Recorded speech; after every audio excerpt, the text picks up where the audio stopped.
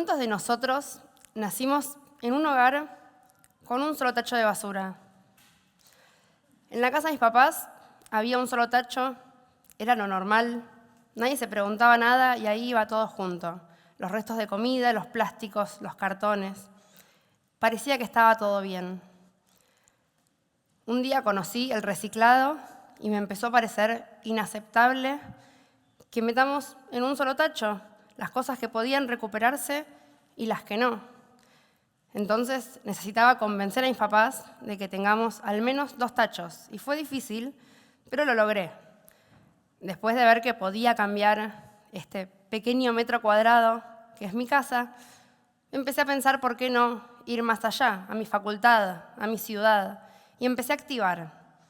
Empecé a meterme de lleno en el mundo de la basura. Empecé a conocer el sistema de reciclado de mi ciudad y cómo funcionaba, qué materiales se reciclaban y cuáles no se reciclaban, y cómo había que prepararlos para que puedan reciclarse más fácil. Por ejemplo, quizás no sabían que las tapitas de aluminio de los potes de queso, de crema, aunque los limpiemos y los separemos para que se reciclen y sean 100% reciclables, es muy probable que no se vayan a reciclar. Esto es porque son demasiado chicos y se terminan perdiendo en el sistema de clasificación. Para que esto no pase, deberíamos juntar una cantidad importante, hacer una bola del tamaño de una pelota de tenis, y ahí quizás le deseamos suerte y puede ser que sí se reciclen, y quizás no. Eso pasa con un montón de materiales, que son reciclables pero no terminan reciclados. Y así fue como, después de mucho trabajar en reciclado, terminé un poco desilusionada, porque me di cuenta que reciclar cada vez más y mejor, que era lo que yo estaba intentando, era muy difícil. Pero además era ineficiente e insuficiente. Empecé a pensar que teníamos que hacer algo más. Me di un paso atrás y dije, en vez de reciclar más, quizás debería reciclar menos. Empecé a evitar que la basura llegue a mí en primer lugar, reducir la cantidad de residuos. Así fue como conocí el movimiento Zero Waste y empecé a obsesionarme con que mi tacho de basura sea el más chiquito posible. Ahora no solamente tenía varias categorías para clasificar en diferentes materiales, no solo 2, también tenía un tachito en la cocina donde juntaba mis restos orgánicos para hacer compost en mi balcón de 2x2. Y una vez que el compost ya era natural para mí, lo hacía sin ningún esfuerzo, me empecé a dar cuenta que algunas cosas que estaba separando para el compost todavía servían, todavía tenían más utilidad. Entonces empecé a separar carozos en un frasquito, algunas cáscaras de frutas y verduras en el freezer o en botellas, porque quería hacer limpiadores caseros, quería hacer condimentos o tintes naturales para la ropa. Este traje está teñido con cebolla, con la cáscara de la cebolla. Y así empecé a que toda mi vida giraba alrededor de generar la menor cantidad de basura posible. Empezaba a rechazar la basura antes de que llegue a mí. Todo lo que yo sabía que iba a ser descartado, aunque sea reciclable, lo rechazaba. Iba a la heladería y le pedía el helado en un vasito comestible y sin cucharita. ¿Alguien intentó pedirle sin cucharita al heladero? Es muy difícil. Tenés que repetírselo varias veces, tenés que decírselo en el momento exacto en el que va a agarrar la cucharita, porque si no te la encajan igual. Entonces yo era intensa. Le decía, sin cucharita, sin cucharita, sin cucharita. La heladería del barrio, que iba varias veces por semana, ya me veía entrar y decía, ahí viene la loca de la cucharita. Un día quería un poco más que un vasito, quería un cuarto, y yo ya no aceptaba, no podía tolerar la idea de tener un pote de telgopor separado para reciclar en mi cocina, junto con otros potes de telgopor. Ya no quería verlo más. Dije, necesito encontrar algo para reemplazar este material que es reciclable, pero es muy difícil de reciclar. Solamente el 98% del material es aire y solamente el 2% es material. Entonces nadie quiere andar moviendo aire de un lugar para el otro. El telgopor es muy difícil de reciclar. Así que ese día me cansé, fui con mi tupper a la heladería y le dije, poneme el helado acá. Ese día dejé de ser la loca de la cucharita, pasé a ser la loca del tupper. Y empecé a profundizar, a meterme en este agujero de conejo para generar la menor cantidad de basura posible, pero generar la menor huella posible, no solamente en la basura, en un montón de otras cosas que tenía que hacer. Y empecé a sumarme todos los días cosas que tenía que evitar y cosas que tenía que sumar. Responsabilidades, todo el tiempo. Y eso no venía solo, porque además de todas estas responsabilidades que me estaba sumando, hay una lista enorme de cosas que tenemos que hacer para hacer las cosas bien en la vida.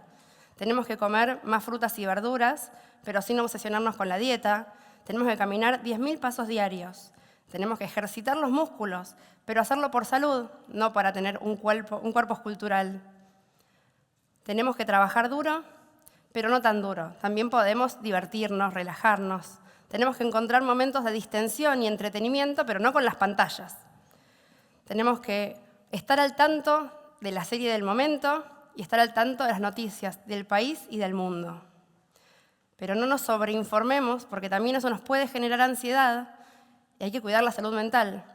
Tenemos que dormir 8 horas, no menos, y antes de dormir hacernos la rutina de skincare. Ya me agoté. Y ni siquiera estoy mencionando todas las tareas de cuidado que podríamos tener para niños, adultos o animales. Es un montón. Y a todo eso le estoy sumando tareas de cuidado del ambiente. O sea, la vida ya es bastante difícil como es, y yo le estoy sumando un nivel más de dificultad. No voy a hacer las cosas bien, yo estoy intentando hacer lo mejor que puedo. Nunca va a ser perfecto, nunca voy a lograr todo lo que quiero. Y mientras estoy metiendo plastiquitos en una botella, escucho las noticias de que hay un nuevo récord de temperatura, pasamos un nuevo punto de no retorno, hay un nuevo límite planetario que fue superado. ¿De qué sirve todo lo que estoy haciendo? ¿Sirve para algo mi esfuerzo, mis plastiquitos en la botellita? Definitivamente sí, sirve. Necesitamos ser activistas imperfectos, activistas incompletos, incoherentes, parciales. Activistas que hagamos A y B, pero no hacemos C. Hacemos D, pero no hacemos F. Y así con todas las letras del abecedario. Nadie puede hacer todo. Es imposible. Este afán por alcanzar la perfección afecta a todos los aspectos de nuestra vida. Este perfeccionismo nos afecta siempre. Cuando queremos hacerlo todo, terminamos no haciendo nada. Nos paraliza. Y el perfeccionismo, que nos paraliza y terminamos sin hacer nada, en este contexto no es una opción. No hacer nada no es una opción. Pero este perfeccionismo, además de paralizarnos, también tiene otro defecto. Porque es inútil. Es inútil que haya un par de personas que quizás, si pueden, y los felicito, son perfectos. Yo no lo soy. Pero si lo fuera, ¿de qué sirve? ¿De qué sirve que haya un puñado de personas haciendo las cosas perfectamente bien? Lo que necesitamos es un cambio masivo. Necesitamos, en vez de un par de personas haciendo las cosas perfectas, millones de personas haciendo las cosas como pueden, imperfectas, cambiando algunas cosas sí, algunas cosas no.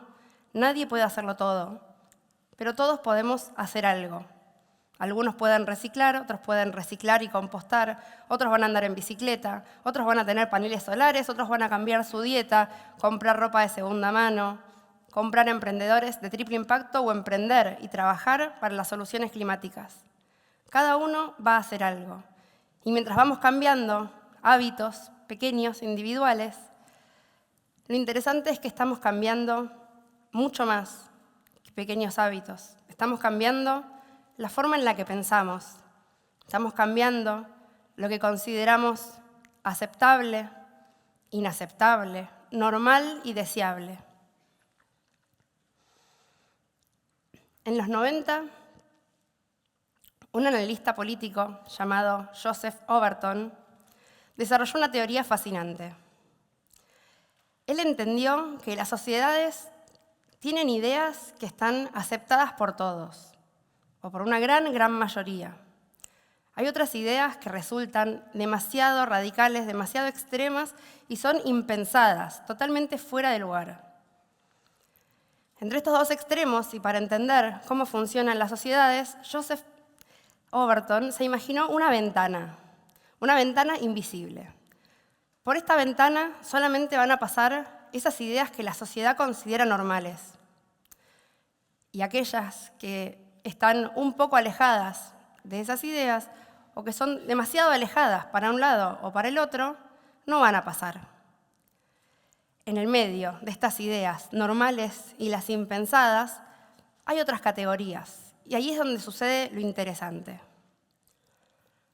Porque hay algunas ideas que quizás están cerca, pero con el tiempo pueden empezar a moverse, pueden empezar a pasar por esta ventana. Y esta ventana no es estática, se mueve, se expande y evoluciona con las sociedades. Nunca me voy a olvidar mi cumpleaños de 10 años. Fui con mis mejores amigas al zoológico, pasamos un día hermoso, visitamos a todos los animales y nos sacamos fotos. No demasiadas porque era una cámara rollo. Después nos fuimos a un pijama party. Fue un planazo, lo recuerdo con mucho amor. Al menos en 1997, ir al zoológico era un planazo y a nadie se le hubiera ocurrido sugerir que los zoológicos tenían que cerrar. Hoy creo que la mayoría de nosotros vamos a estar de acuerdo que tener animales salvajes, encerrados en cautiverio por diversión, es inaceptable. Este cambio en la percepción de lo que consideramos aceptable o inaceptable no se da de la noche a la mañana. Es un proceso, es el conjunto de pequeños pero constantes ajustes en lo que cada uno cree que es normal, aceptable o inaceptable. Porque cada uno de nosotros también tiene una ventana de Overton personal.